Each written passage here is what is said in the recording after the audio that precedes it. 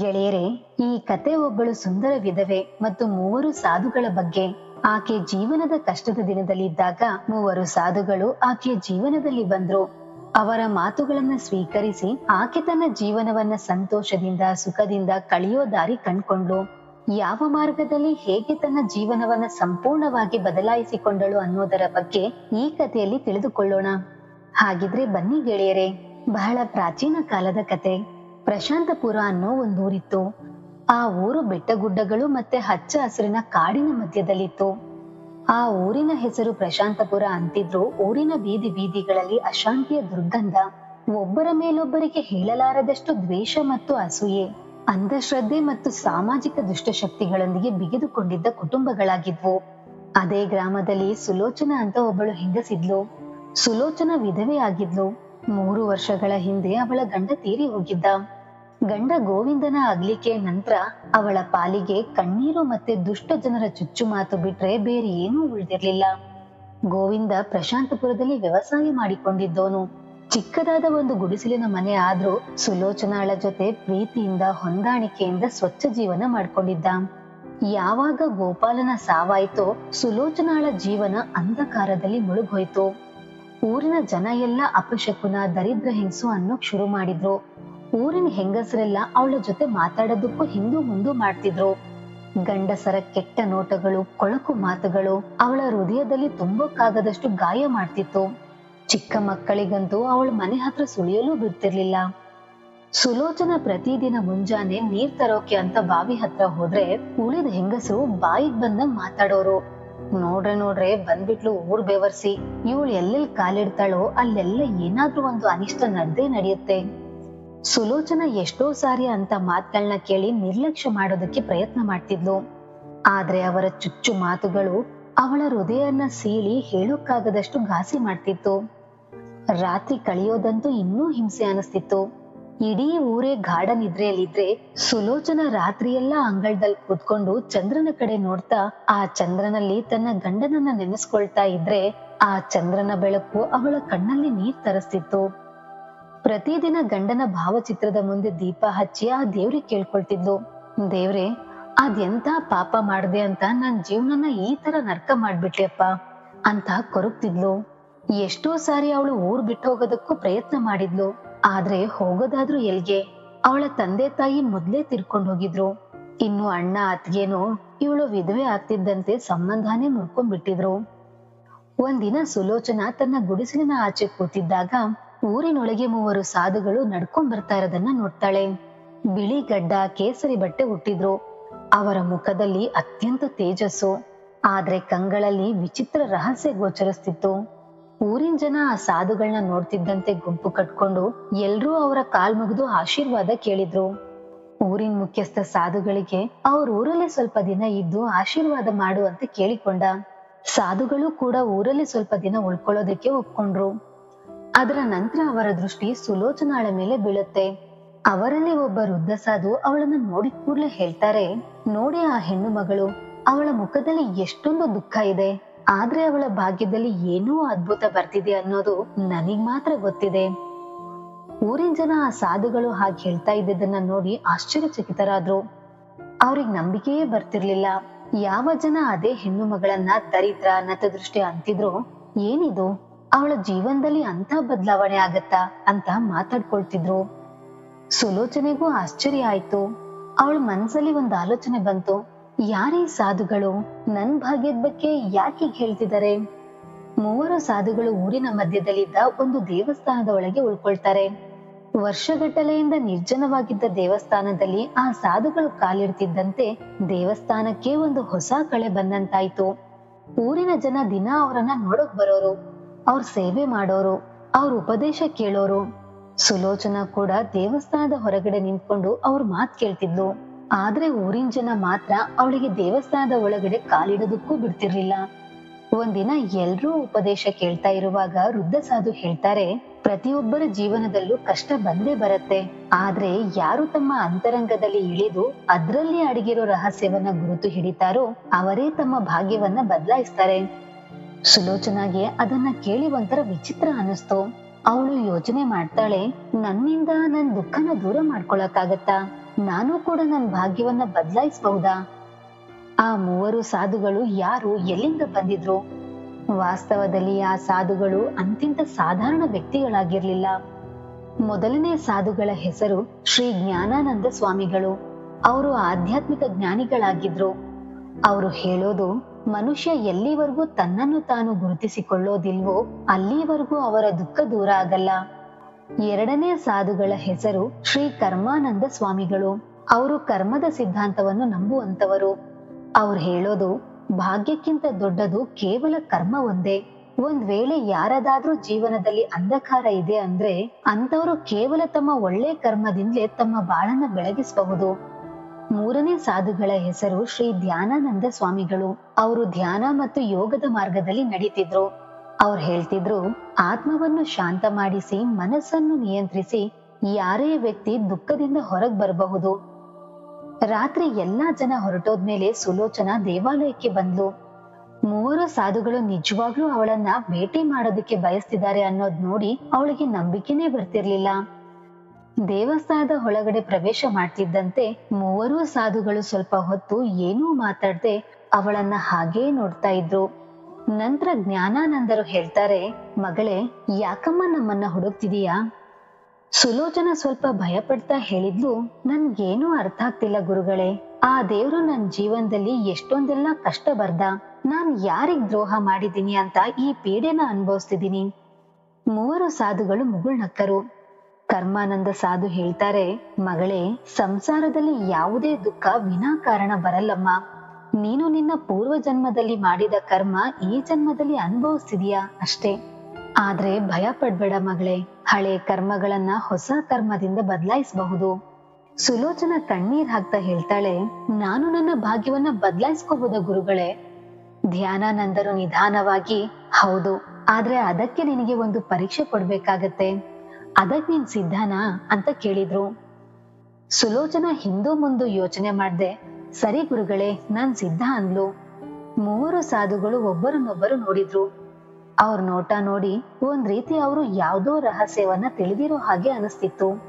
ಜ್ಞಾನಾನಂದರು, ಸರಿ ಮಗಳೇ, ಹಾಗಿದ್ರೆ ನಾಳೆ ಸೂರ್ಯೋದಯಕ್ಕೂ ಮುನ್ನ ಕಾಡಿನ ಹತ್ರ ಇರೋ ಆಲದ ಮರದ ಹತ್ರ ಬಂದ್ಬಿಡು. ಅಲ್ಲಿಂದ ನಿನ್ ಪ್ರಯಾಣ ಶುರುವಾಗತ್ತೆ. ಸುಲೋಚನಾಗೆ ಏನೂ ಅರ್ಥ ಆಗ್ಲಿಲ್ಲ. ಆದ್ರೂ ತಲೆ ಆಡಿಸಿ ಸರಿ ಗುರುಗಳೇ ಅಂತ ಹೇಳಿದ್ಲು. ನಂತರ ಅಲ್ಲಿಂದ ಈ ವಿಷಯ ಊರಲ್ಲಿ ಕಾಡ್ಗಿಚ್ಚಿನ ತರ ಹರಡೋಯ್ತು. ಆ ಮೂವರು ಸಾಧುಗಳು ಸುಲೋಚನಳನ್ನ ಕಾಡಿಗೆ ಕರೆದಿದಾರಂತೆ. ಊರಿನ ಜನರ ಮಧ್ಯೆ ಚರ್ಚೆ ಶುರು ಆಯ್ತು. ಈ ಸಾಧುಗಳೇನಾದ್ರೂ ಅವಳಿಗೆ ವರ ಕೊಡ್ತಾರೋ ಅಥವಾ ಯಾವ್ದಾದ್ರೂ ಶಾಪ ಕೊಡ್ತಾರೋ? ಆ ರಾತ್ರಿ ಸುಲೋಚನಾಗೆ ನಿದ್ದೆಯೇ ಬರ್ಲಿಲ್ಲ.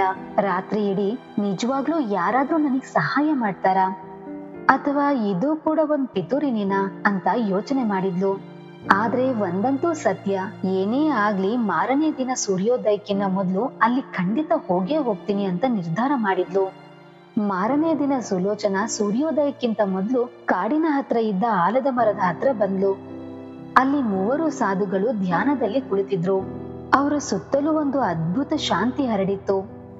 ಸುಲೋಚನಾ ಸಂತರ ಹತ್ರ ಬಂದು ಕೈ ಮುಗಿತಾ, ನಾನ್ ಬಂದ್ಬಿಟ್ಟೆ ಮಹಾತ್ಮರೇ, ಇವಾಗ ಹೇಳಿ ನಾನ್ ಯಾವ ಪರೀಕ್ಷೆ ಕೊಡ್ಬೇಕು ಅಂತ ಕೇಳಿದ್ಲು. ಜ್ಞಾನಾನಂದರು ಕಣ್ತೆಗೆದು, ಈ ಸಂಸಾರ ಒಂದು ಭ್ರಮೆ ಮಗಳೇ, ಅದನ್ ಯಾರು ಅರ್ಥ ಮಾಡ್ಕೊಳ್ತಾರೋ ಅವರೇ ಭಾಗ್ಯವನ್ನ ಬದಲಾಯಿಸಬಹುದು. ಆದ್ರೆ ಜ್ಞಾನಾರ್ಜನೆಗೂ ಮೊದ್ಲು ನೀನೊಂದ್ ಪರೀಕ್ಷೆ ಕೊಡ್ಬೇಕು. ಕರ್ಮಾನಂದರು ಹೇಳಿದ್ರು, ನಾವೀಗ ನಿನಗೆ ಈ ಕಾಡಲ್ಲೇ ಬಿಟ್ಟು ಹೋಗ್ತಿದೀವಿ. ಇಡೀ ರಾತ್ರಿ ನೀನೊಬ್ಬಳೇ ಈ ಕಾಡಲ್ಲಿರ್ಬೇಕು. ಈ ಕಾಡು ಬಹಳ ನಿಗೂಢವಾಗಿದೆ. ಇಲ್ಲಿ ಕ್ರೂರ ಪ್ರಾಣಿಗಳ ಭಯ ಮತ್ತು ಅಗೋಚರ ದುಷ್ಟಶಕ್ತಿಗಳು ಇವೆ. ಒಂದ್ ವೇಳೆ ನೀನು ನಿನ್ನ ಭಯವನ್ನ ಬಿಟ್ರೆ ಮೊದಲನೇ ಪರೀಕ್ಷೆ ದಾಟ್ಬಿಡ್ತೀಯಾ? ಸುಲೋಚನಾಗೆ ಅದನ್ನ ಕೇಳಿ ಆಘಾತ ಆಯ್ತು. ಇಡೀ ರಾತ್ರಿ ಕಾಡಲ್ಲಿರ್ಬೇಕಾ ಅಂತ ಭಯ ಪಟ್ಲು. ಆದ್ರೂ ಧೈರ್ಯ ಮಾಡಿ ನಾನ್ ತಯಾರಿದ್ದೀನಿ ಮಹಾತ್ಮರೇ ಅಂದ್ಲು. ಮೂವರು ಸಾಧುಗಳು ಮುಗುಳ್ನಗ್ತಾ, ಸರಿ ಹಾಗಿದ್ರೆ ನಾವು ಸೂರ್ಯೋದಯದ ನಂತರ ಬರ್ತೀವಿ. ಅಲ್ಲಿವರೆಗೂ ನೀನೊಬ್ಳೇ ಇರ್ಬೇಕು ಅಷ್ಟೇಳಿ ಮೂವರು ಸಂತರು ಕಾಡಿನಿಂದ ದೂರ ಹೊರಟೋದ್ರು. ಇಲ್ಲಿ ಸುಲೋಚನಾ ಒಬ್ಳೇ ಆಗ್ಬಿಟ್ಲು. ಸೂರ್ಯಾಸ್ತ ಆಗ್ತಿದ್ದಂತೆ ಕಾಡಲ್ಲಿ ಕತ್ಲೆ ಆವರಿಸ್ತು. ನಾಲ್ಕು ಕಡೆಯಿಂದ ವಿಚಿತ್ರ ಧ್ವನಿ ಕೇಳ್ಬರ್ತಿತ್ತು. ದೂರದಲ್ಲಿ ಯಾವುದೋ ಒಂದು ಗೂಬೆ ಸದ್ದು, ಪೊದೆ ಒಳಗಿನಿಂದ ಏನೋ ಸರಸರನೆ ಬಂದು ಹೋಗೋ ಸದ್ದು. ಸುಲೋಚನಾ ಭಯದ ಮೇಲೆ ನಿಯಂತ್ರಣ ಇಡ್ತಾ ಒಂದು ಮರದ ಕೆಳಗಡೆ ಕೂತ್ಕೊಂಡ್ಬಿಟ್ಲು. ಆದ್ರೆ ಹೇಗೆ ಕತ್ಲೆ ಹೆಚ್ಚಾಗ್ತಾ ಹೋಯ್ತೋ ಭಯ ಕೂಡ ಹಾಗಾಗೆ ಹೆಚ್ಚಾಗ್ತಾ ಹೋಯ್ತು. ತಕ್ಷಣ ಅಚಾನಕ್ ಆಗಿ ಯಾವುದೋ ಒಂದು ಛಾಯೆ ಅವಳ ಹತ್ರಕ್ಕೆ ಬರ್ತಾ ಇರೋ ಹಾಗನ್ಸಿ ಅವಳ ಹೃದಯ ಬಡಿತ ಜೋರಾಯ್ತು. ಇದೇನಿದು, ಕಾಡು ಪ್ರಾಣಿನೋ ಇಲ್ಲ ದುಷ್ಟ ಆತ್ಮನೋ? ಆದ್ರೆ ಕೂಡ್ಲೆ ಅವಳಿಗೆ ಸಾಧುಗಳ ಮಾತ್ ನೆನ್ಪಿಗ್ ಬಂತು. ಒಂದ್ ವೇಳೆ ನೀನು ನಿನ್ನ ಭಯವನ್ನ ಬಿಟ್ಬಿಟ್ರೆ ಮೊದಲನೇ ಪರೀಕ್ಷೆ ದಾಟ್ಬಿಡ್ತೀಯ. ಅವಳು ತನ್ನ ಕಣ್ಮುಚ್ಕೊಂಡು ದೀರ್ಘವಾಗಿ ಉಸಿರೇಳ್ಕೊಂಡು, ನಾನ್ ಭಯ ಪಡ್ಬಾರ್ದು, ನಾನಿಲ್ಲಿ ಒಬ್ಳೇ ಇಲ್ಲ, ನನ್ ಜೊತೆ ದೇವ್ರಿದಾನೆ. ಅವಳು ಅಷ್ಟು ಯೋಚನೆ ಮಾಡ್ತಿದ್ದಂಗೆ ಛಾಯೆ ನಿಧಾನವಾಗಿ ಮಾಯವಾಗೋಯ್ತು. ಇಡೀ ರಾತ್ರಿ ಅದೇ ತರ ಭಯದೊಂದಿಗೆ ಹೋರಾಡ್ತಾ ಇದ್ಲು. ಕೆಲವೊಂದ್ಸಾರಿ ಯಾವ್ದೋ ವಿಚಿತ್ರ ಶಬ್ದ ಕೇಳಿಸ್ತಿತ್ತು, ಕೆಲವೊಂದ್ಸಾರಿ ಯಾವ್ದೋ ವಿಚಿತ್ರ ಕಂಪನ. ಆದ್ರೆ ಅವಳು ಧೈರ್ಯ ಕಳೆದುಕೊಳ್ಳದೆ ತನ್ನನ್ನ ತಾನು ಶಾಂತವಾಗಿರ್ಸಿದ್ಲು. ಮುಂಜಾನೆಯ ಮೊದಲನೇ ಕಿರಣ ಅಡವಿಯಲ್ಲಿ ಬೀಳ್ತಿದ್ದಂತೆ ಸುಲೋಚನಾ ನೆಮ್ಮದಿಯ ನಿಟ್ಟುಸಿರು ಬಿಟ್ಲು. ಸ್ವಲ್ಪ ಸಮಯದ ನಂತರ ಮೂವರು ಸಾಧುಗಳು ಅಲ್ಲಿಗೆ ಬಂದು ನೋಡಿದಾಗ ಸುಲೋಚನಾಳ ಮುಖದಲ್ಲಿ ಮುಗುಳ್ನಗು ಕಾಣಿಸ್ತಿತ್ತು. ಜ್ಞಾನಾನಂದರು ಹತ್ರಕ್ ಬಂದು, ಮಗಳೇ, ನೀನು ನಿನ್ನ ಮೊದಲನೇ ಪರೀಕ್ಷೆ ಪಾರ್ ಮಾಡ್ಬಿಟ್ಟೆ, ಭಯದ ಮೇಲೆ ಜಯ ಸಾಧಿಸ್ಬಿಟ್ಟೆ. ಇನ್ನು ನಿನ್ ಜೀವನದಲ್ಲಿ ದೊಡ್ಡ ಬದಲಾವಣೆ ಬರೋದಿದೆ. ಸುಲೋಚನಾಳ ಕಣ್ಣಲ್ಲಿ ಭರವಸೆಯ ಹೊಂಗಿರಣ ಕಾಣಿಸ್ತಿತ್ತು. ಈಗ ಅವಳು ಭಯ ಅನ್ನೋದು ಕೇವಲ ನಮ್ಮ ಮನಸ್ಸಿನಲ್ಲಿರುತ್ತೆ, ಅದನ್ನ ಎದುರಿಸಿ ನಿಂತಾಗ್ಲೇ ಅದರಿಂದ ಮುಕ್ತಿ ಹೊಂದಬಹುದು ಅನ್ನೋದು ಅರ್ಥ ಮಾಡಿಕೊಂಡಿದ್ಲು. ಸುಲೋಚನಾಳ ಮೊದಲನೆಯ ಗೆಲುವು ಅರಣ್ಯದಲ್ಲಿ ಭಯದಿಂದ ತುಂಬಿದ ಒಂದು ರಾತ್ರಿ ಕಳೆದ ಮೇಲೆ ಆಗಿತ್ತು. ಈಗ ಸುಲೋಚನಾಳ ಕಣ್ಣಲ್ಲಿ ಭಯ ಇರ್ಲಿಲ್ಲ, ಆತ್ಮವಿಶ್ವಾಸ ತೋರ್ತಿತ್ತು. ಸೂರ್ಯನ ಮೊದಲನೇ ಕಿರಣ ಅರಣ್ಯದ ಮರಗಳ ಎಲೆಗಳನ್ನ ದಾಟಿ ಅವಳ ಮುಖದ ಮೇಲೆ ಬೀಳ್ತಿದ್ದಂತೆ ಅವಳು ಮೊದಲಿಗಿಂತಲೂ ಶಾಂತವಾಗಿದ್ಲು ಮತ್ತು ಮೊದಲಿಗಿಂತಲೂ ಬಲಶಾಲಿಯಾಗಿದ್ಲು. ಮೂವರು ಸಾಧುಗಳು ಮುಗುಳ್ನಗ್ತಿದ್ರು. ಜ್ಞಾನಾನಂದರು ಹೇಳಿದ್ರು, ಮಗಳೇ, ನೀನ್ ಮೊದಲನೇ ಪರೀಕ್ಷೆ ಪಾರ್ ಮಾಡ್ದೆ, ಈಗ ನೀನು ಎರಡನೇ ಪರೀಕ್ಷೆಗೆ ತಯಾರಾಗು. ಸುಲೋಚನಾ ವಿನಯವಾಗಿ ತಲೆಬಾಗಿ, ನಾನ್ ತಯಾರಿದ್ದೀನಿ ಮಹಾತ್ಮರೇ ಅಂತ ಹೇಳಿದ್ಲು. ಮೂರು ಸಾಧುಗಳು ಸುಲೋಚನಾಳನ್ನ ಕರ್ಕೊಂಡು ಬೆಟ್ಟದ ಮೇಲೆ ಒಂದು ದೇವಸ್ಥಾನಕ್ಕೆ ಕರ್ಕೊಂಬಂದ್ರು.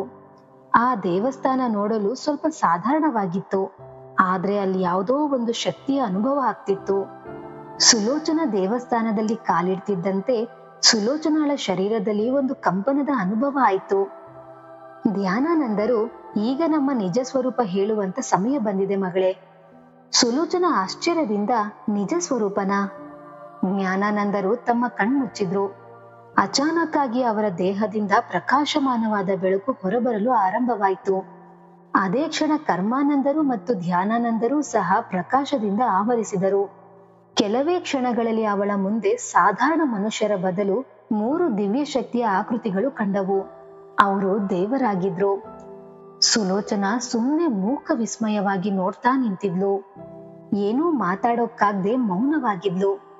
ಕರ್ಮಾನಂದರು, ನಾವು ಸಾಧಾರಣ ಸಾಧುಗಳಲ್ಲ ಮಗಳೇ, ನಾವು 3 ಜನ ಬ್ರಹ್ಮ, ವಿಷ್ಣು, ಮಹೇಶ್ವರರ ದೂತರು. ಈ ಭೂಮಿ ಮೇಲೆ ಒಂದು ವಿಶೇಷ ಉದ್ದೇಶದ ಮೇಲೆ ಬಂದಿದ್ದೇವೆ. ಧ್ಯಾನಾನಂದರು ಮುಂದೆ ಹೇಳಿದ್ರು, ಯಾರಾದ್ರೂ ತಮ್ಮ ಒಳ್ಳೆ ಮನಸ್ಸಿನಿಂದ ಭಾಗ್ಯವನ್ನ ಬದಲಿಸ್ಕೊಳ್ಬೇಕು ಅನ್ನೋರ ಪರೀಕ್ಷೆ ಮಾಡ್ಬೇಕು ಅಂತ ನಮಗೆ ಆದೇಶ ಕೊಟ್ಟಿದ್ರು. ಅದಕ್ಕೆ ನಾವು ನಿನ್ನನ್ನ ಆರಿಸ್ಕೊಂಡ್ವಿ. ಅವ್ರ ಮಾತ್ ಕೇಳಿ ಸುಲೋಚನಾಳ ಕಣ್ಣಲ್ಲಿ ನೀರ್ ತುಂಬಿ ಬಂತು. ಇವರು ಸಾಧಾರಣ ಸಂತರಲ್ಲ ಅನ್ನೋದು ಅವಳಿಗೆ ಅರ್ಥ ಆಯ್ತು. ಎರಡನೇ ಪರೀಕ್ಷೆ ತ್ಯಾಗ ಮತ್ತು ಸಮರ್ಪಣೆ. ಜ್ಞಾನಾನಂದರು, ನೀನ್ ಭಯದ ಮೇಲೆ ಜಯ ಸಾಧಿಸಿದೀಯಾ, ಆದ್ರೆ ನೀನು ಇನ್ನೊಂದು ಪರೀಕ್ಷೆ ಕೊಡ್ಬೇಕು, ತ್ಯಾಗದ ಪರೀಕ್ಷೆ. ಸುಲೋಚನಾ, ಯಾವ ತ್ಯಾಗ ಮಾಡ್ಬೇಕು ಮಹಾತ್ಮರೇ ಅಂತ ಕೇಳಿದ್ಲು. ಕರ್ಮಾನಂದರು, ನೀನು ನಿನ್ನ ಎಲ್ಲಕ್ಕಿಂತ ಪ್ರಿಯ ವಸ್ತುವನ್ನ ತ್ಯಾಗ ಮಾಡ್ಬೇಕು. ಯಾವ ವಸ್ತು ನಿನ್ನ ಮನಸ್ಸಿಗೆ ಅತ್ಯಂತ ಹತ್ರ ಇದೆಯೋ ಅದನ್ನ ನಿನ್ನಿಂದ ದೂರ ಮಾಡ್ಬೇಕು. ಸುಲೋಚನಾ ಯೋಚನೆ ಮಾಡಿದ್ಲು, ನನ್ ಮನಸ್ಸಿಗೆ ಹತ್ರ ಅನ್ನೋದು ಏನ್ ಉಳಿದಿದೆ ಈಗ? ಎಲ್ಲಾ ಕಳ್ಕೊಂಡ್ಬಿಟ್ಟಿದೀನಿ. ನಂತರ ಅವಳಿಗೆ ತನ್ನ ಗಂಡನ ಭಾವಚಿತ್ರದ ನೆನಪಾಯ್ತು. ಅವಳ ಗಂಡನ ಮರಣದ ನಂತರ ಅವಳ ಹತ್ರ ಉಳಿದಿದ್ದಂದ್ರೆ ಅದೇ ಒಂದು ವಸ್ತು, ತನ್ನ ಗಂಡನ ಭಾವಚಿತ್ರ. ಯಾವಾಗ್ಲೂ ತನ್ನ ಹೃದಯ ಕಂಟಿಸ್ಕೊಂಡಿರ್ತಿದ್ಲು. ತನ್ನ ಗಂಡನನ್ನ ನೆನೆಸ್ಕೊಂಡು ಕಣ್ಣೀರ್ ಹಾಕ್ತಾ ಇದ್ಲು. ಅವಳು ನಿಧಾನಕ್ಕೆ ಕೇಳಿದ್ಲು, ಮಹಾತ್ಮರೇ, ನಾನು ನನ್ನ ಗಂಡನ ಭಾವಚಿತ್ರ ಬಿಡ್ಬೇಕಾ? ಧ್ಯಾನಾನಂದರು, ಒಂದ್ ವೇಳೆ ಅದೇ ನಿನ್ನ ಪ್ರಿಯ ವಸ್ತು ಅಂದ್ರೆ ಹೌದು ಮಗಳೇ, ಆದ್ರೆ ನೆನಪಿಡು, ನಿಜವಾದ ತ್ಯಾಗ ಸ್ವೇಚ್ಛೆಯಿಂದ ಆದಾಗಲೇ ಸಾರ್ಥಕ ಆಗೋದು. ನೀನೇ ಪರೀಕ್ಷೆಗೆ ತಯಾರಿಲ್ಲ ಅಂದ್ರೆ ನಾವು ಬಲವಂತ ಮಾಡಲ್ಲ ಅಂದ್ರು. ಸುಲೋಚನಾಳ ಮನಸ್ಸಲ್ಲಿ ಸಂಘರ್ಷ ಶುರುವಾಯ್ತು. ಅವಳು ತನ್ನ ಗಂಡನ ಕೊನೆಯ ಗುರುತು ಬಿಡ್ತಾಳ? ಅವಳು ಸ್ವಲ್ಪ ಸಮಯ ಯೋಚನೆ ಮಾಡಿ, ಒಂದ್ ವೇಳೆ ನನ್ ಜೀವನ ಬದಲಾಯಿಸೋದಕ್ಕೆ ಬೇರೆ ದಾರಿನೇ ಇಲ್ಲ ಅಂದ್ರೆ ನಾನ್ ತಯಾರಿದ್ದೀನಿ ಅಂದ್ಲು. ಮೂರು ಸಾಧುಗಳು ಮುಗುಳ್ನಕ್ಕರು. ಸರಿ, ಹಾಗಿದ್ರೆ ಹೊರಡು. ನಿನ್ನ ಪ್ರಿಯ ವಸ್ತುವನ್ನ ಹರಿಯೋ ನೀರಲ್ಲಿ ಬಿಟ್ಬಿಡು. ಸುಲೋಚನಾ ಅಲ್ಲಿಂದ ಮರಳಿ ಊರಿಗ್ ಬಂದ್ಲು. ಮನೆಯಲ್ಲಿ ಒಂದು ಹಳೆ ಪೆಟ್ಟಿಗೆಯಲ್ಲಿ ತನ್ನ ಗಂಡನ ಭಾವಚಿತ್ರ ಇಟ್ಟಿದ್ಲು. ಅದನ್ನ ಎತ್ಕೊಂಡು ನದಿ ಹತ್ರ ಬಂದ್ಲು. ಅವಳು ತನ್ನ ಗಂಡನ ಭಾವಚಿತ್ರವನ್ನ ನೀರಲ್ಲಿ ಬಿಡೋದನ್ನ ನೋಡಿದ ಊರಿನ ಜನರೆಲ್ಲ ಇವಳಿಗೆ ಏನಾದ್ರೂ ಹುಚ್ಚಿಡ್ದಿದ್ಯೋ ಏನೋ ಅಂತ ಮಾತಾಡ್ಕೊಳ್ತಿದ್ರು. ಆದ್ರೆ ಸುಲೋಚನಾ ಅವ್ರ ಬಗ್ಗೆ ಗಮನನೇ ಕೊಡದೆ ನೀರಲ್ಲಿ ಹರಿಬಿಟ್ಲು. ನೀರಲ್ಲಿ ಹರಿಬಿಡ್ತಿದ್ದಂತೆ ಅವಳ ಮನಸ್ಸಿನ ಭಾರ ಕೂಡ ನೀರಲ್ಲಿ ಹರಿದೋದಂತೆ ಅನಿಸ್ತು. ಮನಸ್ಸು ಹಗುರವಾಯಿತು. ಎರಡನೇ ಪರೀಕ್ಷೆ ಮುಗಿದಾದ್ಮೇಲೆ ಸುಲೋಚನಾ ಮರಳಿ ಕಾಡಿಗೆ ಬಂದ್ಲು. ಜ್ಞಾನಾನಂದರು, ಮಗಳೇ, ನೀನು ತ್ಯಾಗದ ಪರೀಕ್ಷೆ ಕೂಡ ಪಾರ್ ಮಾಡ್ಬಿಟ್ಟೆ. ಈಗ ನೀನು ಭೂತಕಾಲದ ಬಂಧನದಿಂದ ಮುಕ್ತವಾಗಿದೆಯಾ. ಸುಲೋಚನಾಗೆ ಈಗ ಅವಳ ಜೀವನ ನಿಜವಾಗಿಯೂ ಬದಲಾಗಿದೆ ಅನಿಸ್ತಿತ್ತು. ಧ್ಯಾನಾನಂದರು, ಈಗ ನಿನ್ನ ಕೊನೆ ಮತ್ತೆ ಅತ್ಯಂತ ಕಠಿಣ ಪರೀಕ್ಷೆ ಬಾಕಿ ಉಳಿದಿದೆ ಅಂದ್ರು. ಸುಲೋಚನೆ ತಲೆಬಾಗಿ, ನಾನ್ ತಯಾರಿದ್ದೀನಿ ಮಹಾತ್ಮರೇ ಅಂದ್ಲು. ಮೂರನೆಯ ಮತ್ತು ಕಠಿಣ ಪರೀಕ್ಷೆ. ಈಗಷ್ಟೇ ಸುಲೋಚನಾ ಭಯ ಮತ್ತು ತ್ಯಾಗದ ಪರೀಕ್ಷೆ ಪಾರು ಮಾಡಿದ್ಲು. ಅದಕ್ಕೆ ಅವಳು ಮೊದಲಿಗಿಂತಲೂ ಈಗ ನಿರ್ಭಯ ಮತ್ತು ಆತ್ಮವಿಶ್ವಾಸದಿಂದ ಮುಂದಿನ ಪರೀಕ್ಷೆಗೆ ಕಾದು ನಿಂತ್ಲು. ಆದ್ರೆ ಅವಳಿಗೆ ಎಲ್ಲಕ್ಕಿಂತ ಕಠಿಣ ಪರೀಕ್ಷೆ ಇನ್ಮುಂದೆ ಇದೆ ಅನ್ನೋದು ತಿಳಿದಿರ್ಲಿಲ್ಲ. ಮೂವರು ಸಾಧುಗಳು ದೇವಸ್ಥಾನದ ಒಳಗಿದ್ರು. ಸುಲೋಚನಾ ಅಲ್ಲಿಗೆ ಬಂದಾಗ ಧ್ಯಾನಾನಂದರು ಗಂಭೀರ ಧ್ವನಿಯಲ್ಲಿ, ಮಗಳೇ, ಈಗ ನಿನ್ನ ಕೊನೆಯ ಪರೀಕ್ಷೆ, ಸಮಯ ಬಂದಿದೆ. ಸುಲೋಚನಾ, ನಾನ್ ತಯಾರಿದ್ದೀನಿ ಮಹಾತ್ಮರೇ ಅಂದ್ಲು. ಧ್ಯಾನಾನಂದರು, ಈ ಪರೀಕ್ಷೆ ನಿನ್ನ ಆತ್ಮದ ಪರೀಕ್ಷೆ. ನೀನು ನಿನಗೋಸ್ಕರ ಮಾತ್ರ ಅಲ್ಲದೆ ಬೇರೆಯವರಿಗೋಸ್ಕರ ಕೂಡ ಜೀವಿಸ್ತೀಯ ಅನ್ನೋದು ಸಿದ್ಧಪಡಿಸ್ಬೇಕು ಅಂದ್ರು. ಸುಲೋಚನಾ ಆಶ್ಚರ್ಯದಿಂದ ಕೇಳಿದ್ಲು, ನಾನ್ ಏನ್ ಮಾಡ್ಬೇಕು ಗುರುಗಳೇ. ಕರ್ಮಾನಂದರು, ನಿಮ್ಮೂರಲ್ಲಿ ಒಬ್ಳು ವೃದ್ಧ ಮಹಿಳೆ ಇದ್ದಾಳೆ. ಅವಳಿಗೆ ಯಾರೂ ಆಸರೆ ಇಲ್ಲ. ಅವಳ ಹೊಟ್ಟೆಗೆ ಊಟ ಇಲ್ಲದೆ ರೋಗದಲ್ಲಿ ನರಳಾಡ್ತಿದ್ದಾಳೆ. ನೀನು ನಿನ್ನ ಹತ್ರ ಇರೋ ಎಲ್ಲಾ ದವಸ ಧಾನ್ಯ ಮತ್ತು ನಿನ್ನ ಗುಡಿಸಲ್ನೂ ಅವಳಿಗೆ ಕೊಟ್ಬಿಡ್ಬೇಕು. ನಂತರ ಕಾಡಿಗೆ ಬಂದು ಅನ್ನ ನೀರು ಸೇವನೆ ಮಾಡದೆ 7 ದಿನ ಧ್ಯಾನ ಮಾಡ್ಬೇಕು. ಸುಲೋಚನಾ ಅದನ್ನ ಕೇಳಿ ಆಘಾತಗೊಂಡ್ಲು. ನನ್ ಮನೆ, ನನ್ ಧಾನ್ಯ ಕೊಡ್ಬೇಕಾ? 7 ದಿನ ಅನ್ನ ನೀರು ಇಲ್ದೆ ಧ್ಯಾನ ಮಾಡ್ಬೇಕಾ? ಈ ಪರೀಕ್ಷೆ ಉಳಿದ ಪರೀಕ್ಷೆಗಳಿಗಿಂತಲೂ ಬಹಳ ಕಠಿಣವಾಗಿತ್ತು. ಮನಸ್ಸಿನ ಸಂಘರ್ಷಕ್ಕೆ ಅವಳು ಕಣ್ಮುಂದೆ ಗುಡಿಸಲು ಕಾಣಿಸ್ತಿತ್ತು. ಆ ಗುಡಿಸಲೊಂದೇ ಕೊನೆಯ ಆಸರೆ ಆಗಿತ್ತು. ಅದನ್ನು ಬಿಟ್ಬಿಟ್ರೆ ಅವಳು ಎಲ್ಲಿಗೆ ಹೋಗೋದು? ಆದ್ರೆ ಅವಳಿಗೆ ಸಾಧುಗಳ ಮಾತು ನೆನ್ಪಾಯ್ತು. ಈ ಪರೀಕ್ಷೆ ಪಾರ್ ಮಾಡ್ಬಿಟ್ರೆ ನಿನ್ ಜೀವನ ಸಂಪೂರ್ಣವಾಗಿ ಬದಲಾಗತ್ತೆ. ಸುಲೋಚನಾ ತನ್ನ ಅಂತರಂಗದಿಂದ ಆಲೋಚನೆ ಮಾಡಿ ನಿರ್ಧಾರ ಮಾಡಿದ್ಲು. ಸರಿ ಮಹಾತ್ಮರೇ, ನಾನು ಅದನ್ ಮಾಡೋದಕ್ಕೂ ಸಿದ್ಧ ಇದ್ದೀನಿ ಅಂದ್ಲು. ಸುಲೋಚನಾ ನೇರವಾಗಿ ಊರಿಗೆ ಬಂದು ತನ್ನ ಗುಡಿಸಲನ್ನ ಆ ವೃದ್ಧ ಮಹಿಳೆಗೆ ಕೊಟ್ಬಿಟ್ಲು. ಮತ್ತೆ ಉಳಿದಿರೋ ಅಷ್ಟು ದವಸ ಧಾನ್ಯ ಕೂಡ ಕೊಟ್ಬಿಟ್ಲು. ಊರಿನ ಜನ ಇದನ್ನೆಲ್ಲ ನೋಡಿ ಬೆರಗಾದ್ರು. ಇದೇನ್ ಮಾಡ್ತಿದ್ದಾಳೆ ಇವಳು, ಯಾಕೆ ಎಲ್ಲವನ್ನೂ ಕೊಟ್ಬಿಡ್ತಿದ್ದಾಳೆ ಅಂತ ಮಾತಾಡ್ಕೊಳ್ತಿದ್ರು. ಸುಲೋಚನಾ ಯಾರ ಮಾತಿಗೂ ಕಿವಿ ಕೊಡದೆ 7 ದಿನ ಧ್ಯಾನ ಮಾಡೋದಕ್ಕೆ ನೇರವಾಗಿ ಕಾಡಿಗೆ ಬಂದ್ಬಿಟ್ಲು. 7 ದಿನದ ಕಠಿಣ ಧ್ಯಾನ. ಮೊದಲನೇ ದಿನ ಕಳೀತು. ಸುಲೋಚನಾಗೆ ಬಹಳ ಹಸಿವಾಯ್ತು. ಆದ್ರೆ ಅವಳು ಪ್ರಜ್ಞೆ ಕಳೆದುಕೊಳ್ಳಿಲ್ಲ. ಅವಳು ಕಣ್ಮುಚ್ಚಿ ಸಾಧು ಹೇಳ್ಕೊಟ್ಟ ಮಂತ್ರವನ್ನ ಪಠನೆ ಮಾಡ್ತಾನೇ ಇದ್ಲು. 2ನೇ ದಿನ ಬಾಯಾರಿಕೆ ಆಯ್ತು. ಆದ್ರೆ ಅವಳು ನೀರಿನ ಆಸೆ ಕೂಡ ಬಿಟ್ಟು ಧ್ಯಾನ ಮುಂದುವರಿಸಿದ್ಲು. 3ನೇ ದಿನ ಅವಳ ದೇಹ ದುರ್ಬಲ ಆಯ್ತು. ಆದ್ರೂ ಸೋಲೊಪ್ಪಲಿಲ್ಲ. 4ನೇ ದಿನ ಇನ್ನು ಸಾಕು, ಆಗಲ್ಲ ನನ್ನ ಕೈಯಲ್ಲಿ ಅಂತ ಅನಿಸ್ತು. ಕೂಡ್ಲೆ ಸಾಧುಗಳ ಮಾತು ನೆನ್ಪಾಯ್ತು. ನಿಜವಾದ ಶಕ್ತಿ ದೇಹದಲ್ಲ, ಮನಸ್ಸಿನಲ್ಲಿದೆ. 5 ಮತ್ತು 6ನೇ ದಿನ ಸಂಪೂರ್ಣವಾಗಿ ಧ್ಯಾನದಲ್ಲಿ ಮುಳುಗೋದ್ಲು. ಈಗ ಅವಳಿಗೆ ಹಸಿವು ಬಾಯಾರಿಕೆ ಏನೂ ಆಗ್ತಿರ್ಲಿಲ್ಲ. 7ನೇ ದಿನ ಸೂರ್ಯೋದಯ ಆದ್ಮೇಲೆ ಒಂದು ಅದ್ಭುತ ನಡೀತು. ಸುಲೋಚನಾಳ ಆತ್ಮ ಒಂದು ದಿವ್ಯ ಶಕ್ತಿಯಿಂದ ತುಂಬಿತ್ತು. ಅವಳಿಗೆ ನಾನೀಗ ಸಾಧಾರಣ ಸ್ತ್ರೀಯಲ್ಲ, ನಾನೊಂದು ದಿವ್ಯ ಶಕ್ತಿ ಜೊತೆಗೆ ಬೆರೆತಿದ್ದೀನಿ ಅಂತ ಅನಿಸ್ತಿತ್ತು. 7ನೇ ದಿನ ಸಂಪೂರ್ಣ ಆದಾಗ ಸಾಧುಗಳು ಅವಳ ಮುಂದೆ ಪ್ರತ್ಯಕ್ಷರಾಗಿ ಜ್ಞಾನಾನಂದರು ಹೇಳ್ತಾರೆ, ಮಗಳೇ, ನೀನು ನಿನ್ನ ಕೊನೆ ಪರೀಕ್ಷೆ ಕೂಡ ಪಾರ್ ಮಾಡ್ದೆ. ಈಗ ನೀನು ಸಾಧಾರಣ ವಿಧವೆ ಅಲ್ಲ, ಈಗ ನೀನು ಸಶಕ್ತ ಆತ್ಮ ಆಗಿದೀಯಾ ಅಂದ್ರು. ಕರ್ಮಾನಂದರು ಹೇಳಿದ್ರು, ಈಗ ನಿನ್ನಲ್ಲಿ ನಿನ್ನ ಭಾಗ್ಯ ಒಂದೇ ಅಲ್ಲದೆ ಬೇರೆಯವರ ಭಾಗ್ಯ ಕೂಡ ಬದಲಾಯಿಸೋ ಶಕ್ತಿ ಬಂದಿದೆ. ಧ್ಯಾನಾನಂದರು ತಮ್ಮ ಕೈ ಎತ್ತಿ, ಮಗಳೇ, ಇನ್ ಮುಂದೆ ನಿನ್ ಜೀವನ ಸುಖ, ಶಾಂತಿ, ಸಮ್ಮಾನದಿಂದ ತುಂಬಿರುತ್ತೆ ಅಂತ ಆಶೀರ್ವಾದ ಮಾಡಿದ್ರು.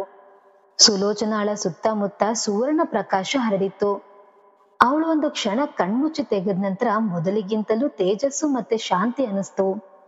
ಅಲ್ಲಿಂದ ಮರಳಿ ಊರಿಗ್ ಬಂದಾಗ ಊರಿನ ಜನ ಅವಳನ್ನ ನೋಡ್ತಿದ್ದಂತೆ ಬೆರಗಾಗ್ಬಿಟ್ರು. ಅವಳು ದುಃಖಿ ವಿಧವೆ ಆಗಿರ್ಲಿಲ್ಲ. ಅವಳ ಮುಖದಲ್ಲಿ ದಿವ್ಯ ಕಾಂತಿ ಇತ್ತು. ಅವಳ ಕಣ್ಣಲ್ಲಿ ಆತ್ಮವಿಶ್ವಾಸ ಇತ್ತು. ಮೊದ್ಲು ಯಾವ ಊರಿನ ಜನ ತಿರಸ್ಕಾರ ಮಾಡಿದ್ರೋ ಈಗ ಅವರೇ ಹತ್ರಕ್ ಬಂದು ಕಾಲ್ಮುಟ್ಟಿ ನಮಸ್ಕಾರ ಮಾಡಿ, ತಾಯಿ, ನಮ್ಮನ್ನ ಕ್ಷಮಿಸ್ಬಿಡಮ್ಮ, ನಾವು ನಿನ್ಗೆ ಬಹಳ ಅವಮಾನ ಮಾಡಿದ್ವಿ. ಆದ್ರೆ ಈಗ ನಮಗೆ ಅರ್ಥ ಆಯ್ತು, ನೀನು ಸಾಧಾರಣ ಮಹಿಳೆ ಅಲ್ಲ. ಸುಲೋಚನೆ ಮುಗುಳ್ನಗ್ತಾ, ನಿಜವಾದ ಶಕ್ತಿ ಹೊರಗಡೆ ಅಲ್ಲ, ನಮ್ಮೊಳಗೇ ಇರೋದು. ನಾವು ನಮ್ಮ ಭಯ, ನಮ್ಮ ಮೋಹ, ನಮ್ಮ ಅಹಂಕಾರ ತ್ಯಾಗ ಮಾಡಿದಾಗ್ಲೇ ನಮಗೆ ನಿಜವಾದ ಶಕ್ತಿ ದೊರೆಯೋದು. ಊರಿನ ಜನ ಅವಳಿಗೆ ಗೌರವಾನ್ವಿತ ಮಹಿಳೆ ಅಂತ ಘೋಷಣೆ ಮಾಡಿದ್ರು. ನಂತರ ಅವಳು ಇಡೀ ಊರಿಗೆ ಮಾರ್ಗದರ್ಶಿ ಆದ್ಲು. ಸ್ವಲ್ಪ ದಿನದ ನಂತರ ಸಾಧುಗಳು ಮತ್ತೊಮ್ಮೆ ಅವಳ ಮುಂದೆ ಪ್ರತ್ಯಕ್ಷರಾದ್ರು. ಯೋಗಾನಂದರು ಹೇಳಿದ್ರು, ಮಗಳೇ, ಈಗ ನಮ್ಮ ಕೆಲಸ ಸಂಪೂರ್ಣ ಆಗಿದೆ, ನಾವಿಲ್ಲಿಂದ ಹೋಗ್ತಾ ಇದ್ದೀವಿ. ಸುಲೋಚನಾ ಕೈ ಮುಗಿದು, ನಾನ್ ಯಾವಾಗ್ಲೂ ನಿಮ್ಮ ಚಿರಋಣಿ ಆಗಿರ್ತೀನಿ ಗುರುಗಳೇ. ನೀವು ನಿಜವಾದ ಶಕ್ತಿ, ನಿಜವಾದ ಸುಖ ನಮ್ಮೊಳಗೇ ಇದೆ ಅಂತ ತೋರಿಸ್ಕೊಟ್ಬಿಟ್ರಿ. ಜ್ಞಾನಾನಂದರು ಮುಗುಳ್ನಗ್ತಾ, ಮಗಳೇ, ಈಗ ನೀನು ನಿನಗೋಸ್ಕರ ಮಾತ್ರ ಅಲ್ಲದೆ ಜನರಿಗೋಸ್ಕರನೂ ಬದುಕ್ಬೇಕು ಅಂತ ಹೇಳಿದ್ರು. ಕರ್ಮಾನಂದರು ಅವಳ ತಲೆ ಮೇಲೆ ಕೈಯಿಟ್ಟು ಆಶೀರ್ವಾದ ಮಾಡ್ತಾ, ನಿನ್ ಜೀವನ ಈಗೊಂದು ಹೊಸ ಚೈತನ್ಯದಿಂದ ತುಂಬಿರುತ್ತೆ. ಮೂರು ಸಂತರು ಅವಳಿಗೆ ಆಶೀರ್ವಾದ ಮಾಡಿ ಆಕಾಶದಲ್ಲಿ ಮಾಯವಾಗೋದ್ರು.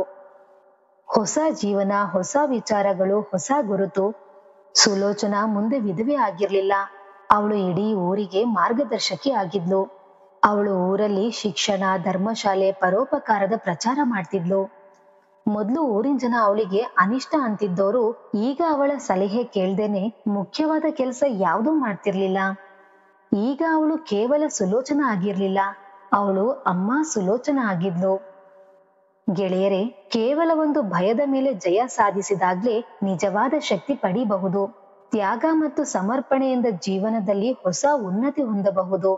ನಿಜವಾದ ಪರಿವರ್ತನೆ ಹೊರಗಿನಿಂದ ಅಲ್ಲ, ಅಂತರಂಗದಿಂದ ಬರುತ್ತೆ.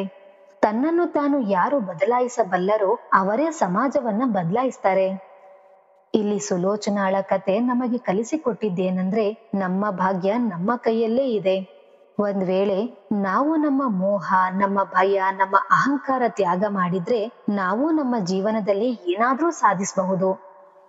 ಗೆಳೆಯರೇ, ಈ ಕತೆ ನಿಮಗೆ ಇಷ್ಟ ಆಗಿದ್ರೆ ನಿಮ್ಮ ಬಂಧು ಮಿತ್ರರಿಗೆ ಶೇರ್ ಮಾಡಿ, ಲೈಕ್ ಮಾಡಿ. ಇದೇ ತರಹದ ಕತೆಗಳು ಇನ್ನಷ್ಟು ನಿಮ್ಮ ಮುಂದೆ ತರಲು ನಮ್ಮ ಚಾನೆಲ್ ಅನ್ನು ಸಬ್ಸ್ಕ್ರೈಬ್ ಮಾಡಿ. ಮತ್ತೆ ಸಿಗೋಣ. ಅಲ್ಲಿವರೆಗೂ ಧನ್ಯವಾದಗಳು.